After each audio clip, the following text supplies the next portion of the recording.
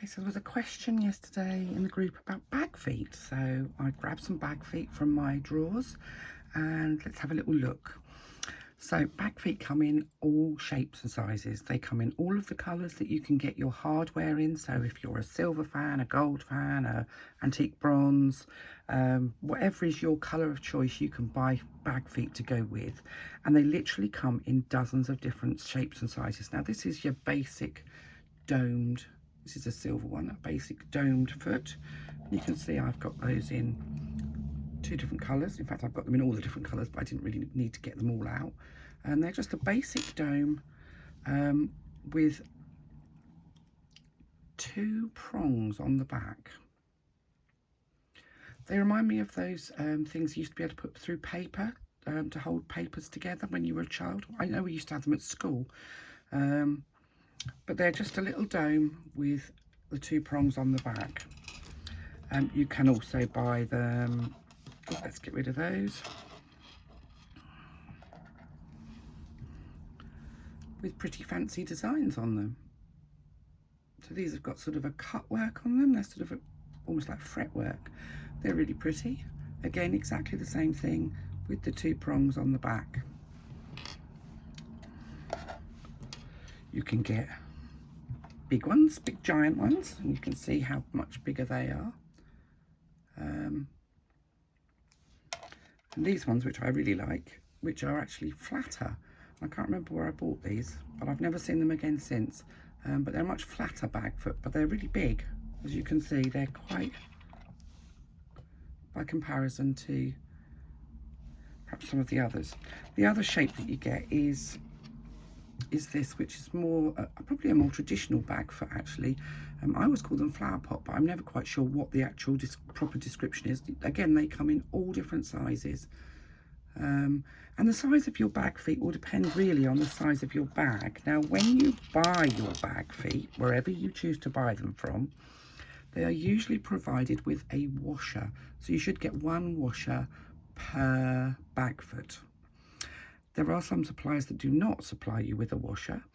Instead of using one of these little washers, you can use, I've been known to use small washers from our local hardware store, so single washers that you would use in with a screw that just have a hole in the middle. The other option is a piece of Decaville that you can make a hole in the centre of and use as a washer. Now the washers are to stop the bag feet pulling out. And I would say that the most important thing when you're buying bag feet is to try and buy quality. And the reason why is because you're going to be bending these prongs outwards. If they're really cheap and nasty, these prongs will just break off. And the feet will fall off the bag. And I have had some that I bought that were very cheap and nasty.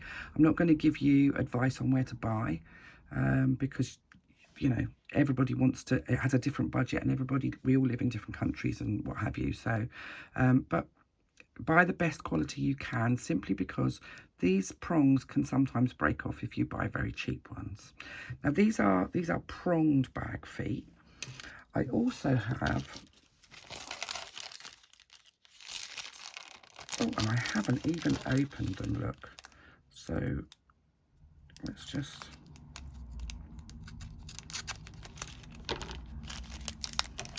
I also have these, which are a screw-in bag feet. I've got these in domes and in,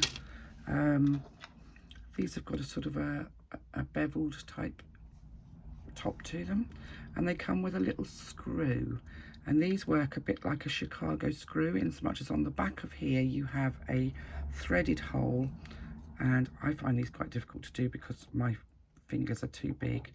And you just basically use the screw in the back to, oops, to secure it. Now some people find that they're worried that the screws will come loose, so you can pop a little bit of Loctite or glue into there. It would help if I had a cross-bladed screwdriver, but I don't actually have one with me. And you can push that in. as far as you want. These, I've got these in a couple of different sizes. I really like these. They feel more solid than the pronged ones. And also, of course, these you can use as a decorative feature anywhere on your bag if you want to, like almost like studs, because these ones are not very big. They're only perhaps, oh, less than 1/4 of an inch. They're probably 3/8 of an inch. I don't know, less than that, in fact. Sorry, less than 1/4 of an inch, so probably 3/16, not 3/8, from top to bottom. So they make quite a nice decorative feature. So how do we fit them? Well, in every case, your bag will be slightly different. It will depend what you've actually made your bag from. Now, in this instance, I've got a piece of faux leather. I've stitched some foam to the back of it. And often the times you'll have perhaps a piece of Decaville in the base of your bag as well, or indeed some of the plastic bag base mesh that people use sometimes. I don't have any because I don't use it very often. But sometimes a bag base will have that in it. Sometimes people will use plastic cutting mats. So the cheap flexible plastic cutting mats are a great way to strengthen the base of a bag without adding a lot of expense. So how do you fit your feet? Well, you use the markings on your pattern to show you where you're going to fit them, and I'm just going to say we're going here. And you make a mark. Use that centre mark on your washer to actually kind of gauge where you're actually making the hole in the right place. Now, you've got several options. I like to use one of these to make the hole. So I'm just gonna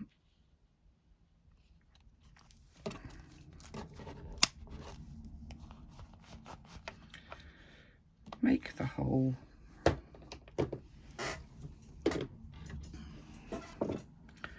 Then I'm going to pop a foot through, and I like to make a round hole because I find that if you cut, often your foot will move slightly to the left or the right, whereas if you make a round hole, your foot will stay centrally where it's supposed to be. So you pop your foot through,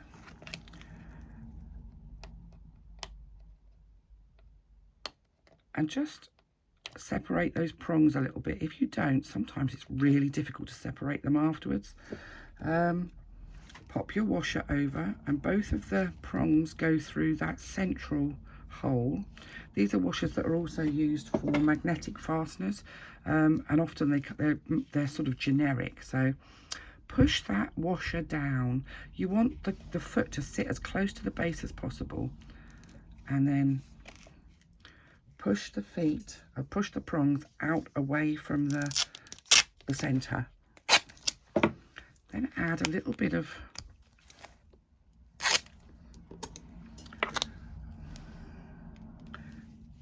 duct tape over the back.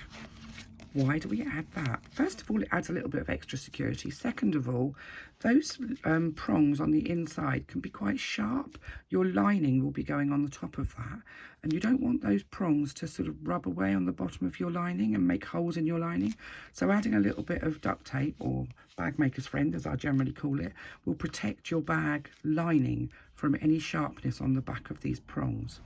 Now, if you haven't got the washers, you can use a piece of Decaville cut into a small circle. Just make a hole in the middle,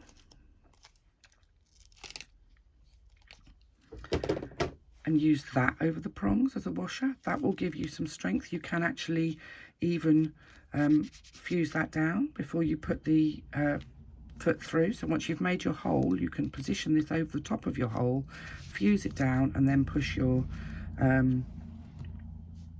foot through. Now, if you're going to use the screw-in ones, and let's see if I can do this to camera, because you can bet your life I'll make a pig's ear of it. We'll make a hole, and what you need to do is make sure that your hole is not too big, otherwise it will wobble about. It needs to be about the same size as this central, but this, here we go, this central hole on here. So what I'm going to do, I've made my hole, and I'm going to pop the screw part through the hole from the back. And you can see that's protruding at the front. Now, if you're worried about this coming undone, you can pop a little tiny bit of glue in there, and all that does is literally screw on, and then you use a screwdriver in the back to tighten it up until it's fully adhered, fully fitted even, and you can get quite a lot of thickness. So if you were using Decaville and perhaps use a board or anything like that, plus your foam in the base of your bag, those screws will go, surprisingly, they go through quite a lot, and you can see they sit nicely and proud. Again,